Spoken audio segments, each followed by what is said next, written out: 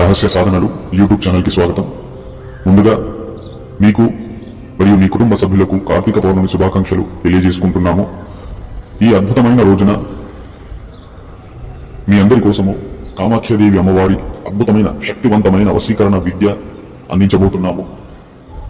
ఈ సాధన ఏ ప్రకారంగా సిద్ధి చేసుకోవాలి, ఏ ప్రకారంగా ప్రయోగం చేయాలి, అలాగే మంత్రం సమేతంగా ఈ వీడియోలో అందించడం జరుగుతుంది. ముందుగా మా యొక్క యూట్యూబ్ ఛానల్ సబ్స్క్రైబ్ చేసుకునే వాళ్ళు సబ్స్క్రైబ్ చేసుకోండి. మా యొక్క వీడియో కనుక నచ్చినట్లయితే లైక్ చేయండి, అందరికీ షేర్ చేయండి.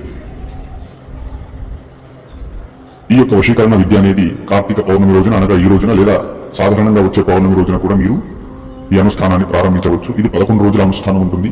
ఇందులో సాధకుడి వస్త్రాలు ఎరుపు రంగు ఉంటాయి. సాధకుడి ఆసనము ఎరుపు రంగు, ఎర్రచందన మాల ద్వారా జపం చేయాలి సాధకుడు.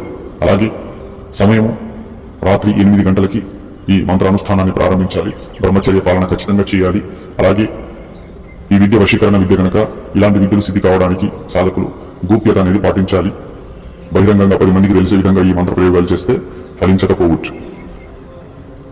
ఈ అనుష్ఠానం అనేది సాధకుడు శుభ్రమైన ఏకాంత గదిలో చేయొచ్చు, లేదా పూజ గదిలో అయినా చేయొచ్చు. సాధకుడు తూర్పు దిశ వైపు ఎరుపు రంగు ఆసనాన్ని పరుచుకుని తన ఎదురుగా పీఠం పెట్టి పీఠం పైన ఎరుపు రంగు వస్త్రాన్ని పరిచి ఒక రాగి ప్లేట్లో కావచ్చు, లేదా ఇత్తడి ప్లేట్లో కావచ్చు ఎర్రమట్టి మరియు కుంకుమను కలిపి యోని చిత్రాన్ని దించి ఆ తర్వాత ఒక గుండు ఒక్క పసుపు కుంకుమ గద్ధంతో తిలకం పెట్టి ఆ గుండు ఒక్కను యోని మధ్య భాగంలో పెట్టి కొన్ని అక్షింతలు ఆ యొక్క గుండు ఒక్క పైన వేసి ఆ తర్వాత ఒక రూపాయి బిల్లను ఆ గుండు ఒక్క దగ్గర పెట్టి చుట్టూరు అలంకరణగా 5 ఎర్ర మందార పువ్వులను ఆ యోని చిత్రానికి చుట్టూరు పెట్టేసి ఆ తర్వాత ఆ ప్లేటు పక్కలోనే పీఠం పైన అక్షింతలతో స్వాస్తికం దించి మధ్యలో దీపాన్ని ప్రజ్వలితం చేయాలి. దీపంలో ఆవు నెయ్యి వేయాలి.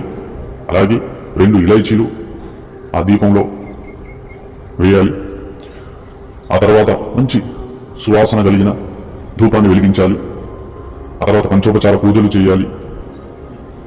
ఇంతకుముందు సాధనలు చేసిన సాధకులు ఈ సాధన చేయాలి అనుకున్నట్లయితే వారు కలశాన్ని కూడా స్థాపితం చేయాలి.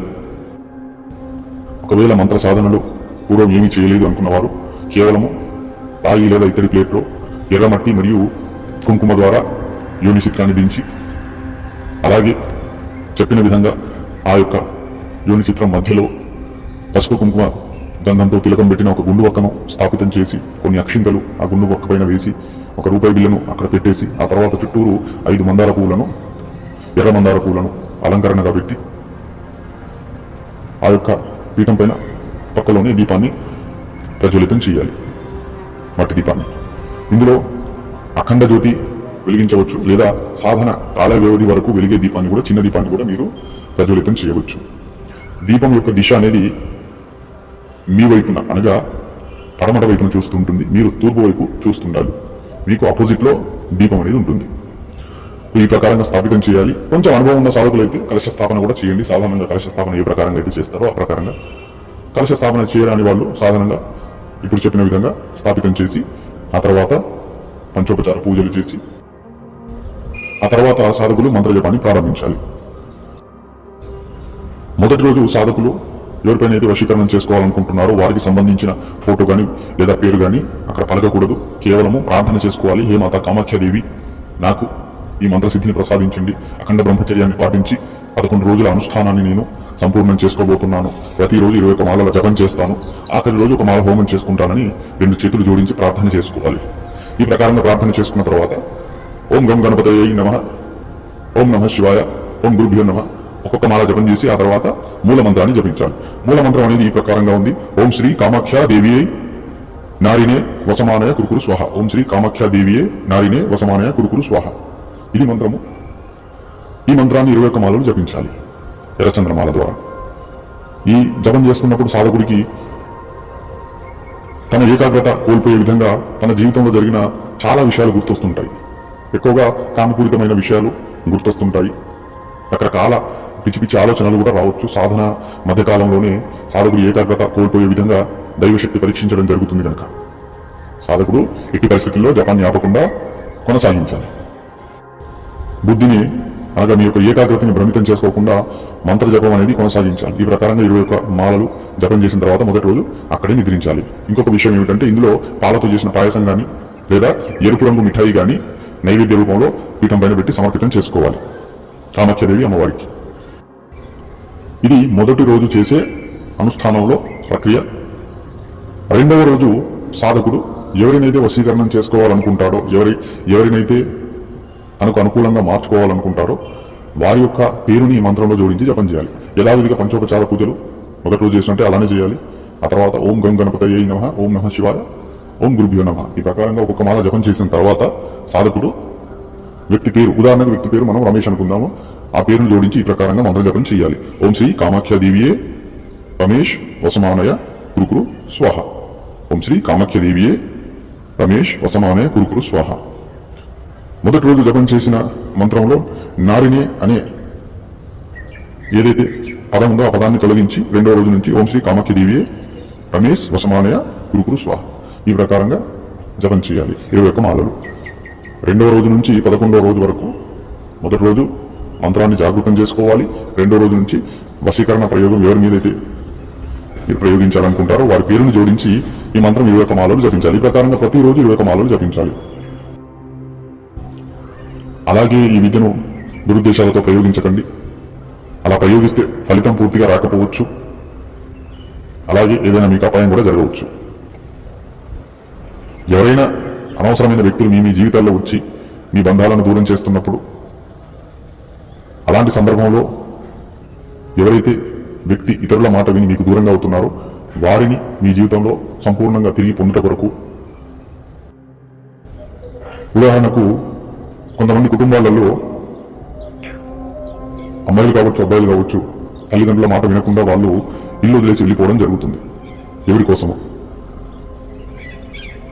అలాంటి సందర్భాలలో ఈ మంత్ర విద్యను ప్రయోగించి తమ పిల్లలను మరలా వాళ్ళ దగ్గరికి రప్పించుకోవచ్చు. కానీ ఏదైనా కూడా న్యాయబద్ధంగా ఉంటేనే మంత్ర ప్రయోగం అనేది చేయాలి. అనవసరంగా దురుద్దేశాలతో చెడు ఆలోచనలతో ఈ మంత్ర ప్రయోగం చేయకూడదు. అలా చేస్తే మంత్రం ఫలించకపోగా ఈ మంత్ర దోషం కూడా తగిలే సందర్భాలు వస్తాయి. ఇది ఈ ప్రకారంగా ప్రతిరోజు పేరు జోడించి 21 మాలల జపం చేయాలి. ఆఖరి రోజు అనగా 11వ రోజు ఒక మాల హోమం చేయాలి. హోమంలో ఆవు నెయ్యి, అలాగే 11 చక్కెర బిళ్ళలు, దీనిని బత్తీసలు అని కూడా అంటారు. ఆవు నెయ్యిలో చక్కెర బిళ్ళలు 11 వేసి, 11 లవంగాలు, 11 ఇలాచీలను వేసి, అలాగే ఎరుపు రంగు మిఠాయిలు 2 వేసి చూర్ణంగా చేసి, హోమం చూర్ణం కూడా వేసి అంతా కలిపేసి మిశ్రమంగా చేసి ఒక మాల హోమం చేయాలి. ఈ మూల మంత్రాన్ని, పేరు జోడించిన మంత్రాన్ని ఒక మాల హోమం చేయాలి. ఓం గం గణపతయే నమః స్వాహ, ఓం నమః శివాయ స్వాహ, ఓం గురుభ్యో నమః స్వాహ 21 సార్లు 21 సార్లు ఆహుతి వేయాలి. ఆ తర్వాత 108 సార్లు అనగా ఒక మాల ఈ మూల మంత్రాన్ని జపిస్తూ సాధకులు ఆహుతి వేయాలి. ఈ ప్రకారంగా హోమం సంపూర్ణమవుతుంది. సాధన ప్రారంభించే మొదటి రోజు, అలాగే సాధన ముగిసిన రోజు ఒక్కొక్క కొబ్బరికాయను బలిగా సమర్పితం చేసుకోండి. కుదిరితే రోజు మందార పూలను, కనీసం 1 లేదా 5 మందార పూలను పీఠం పైన ఆ యోని చిత్రం చుట్టూరు అలంకరణగా పెట్టండి.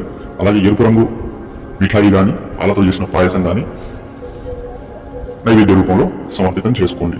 అలాగే ఒక అత్తరు సీస, గులాబీ సువాసన గల అత్తరు సీస కూడా పీఠం పైన పెట్టండి. జపమాలను జపించిన తర్వాత రోజు ఆ పీఠం పైన పెట్టండి. అలాగే జపమాల ఎప్పుడు కూడా మీ పాదాలకు అనగా జపం చేస్తున్నప్పుడు కాళ్ళకి తగలకుండా జాగ్రత్త పడండి. ఇంకొక విషయం ఏమిటంటే, ఈ మంత్రానుష్ఠానం ఎవరైతే చేస్తున్నారో వాళ్ళు దురుద్దేశంతో, దురాలోచనలతో చేయాలనుకుంటే ఈ మంత్రం ఎట్టి పరిస్థితిలో పనిచేయదు. కానీ ఈ మంత్రానుష్ఠానము చేయడం ఒక కఠినమైన విషయమే. ఎందుకంటే ఇందులో ఖచ్చితంగా సాధకులు కామపూరితమైన ఆలోచనలు, అట్లాంటి భావాలు ఎక్కువగా రావడం జరుగుతుంది. సాధకుడికి సాధన చేస్తున్న రోజులలో, జపం చేస్తున్న సమయంలో కూడా విచిత్రమైన అనుభవాలు జరుగుతాయి. స్వప్న దోషం జరిగే సందర్భాలు వచ్చే అవకాశాలు ఉంటాయి కనుక చాలా జాగ్రత్తగా ఈ అనుష్ఠానం చేయండి. చాలా మందికి స్వప్న దోషం అంటే ఏంటో కూడా తెలియదు. వచ్చే వీడియోలో దాని గురించి కూడా మనం కొన్ని ముఖ్యమైన విషయాలు తెలుసుకున్నాము. అలాగే ఈ వీడియో ఎవరైతే చూస్తున్నారో మీకు కానీ లేదా మీ చుట్టుపక్కల ఎవరికైనా ఈ మంత్రం యొక్క ఆవశ్యకత, అవసరం ఉండే ఉంటుంది.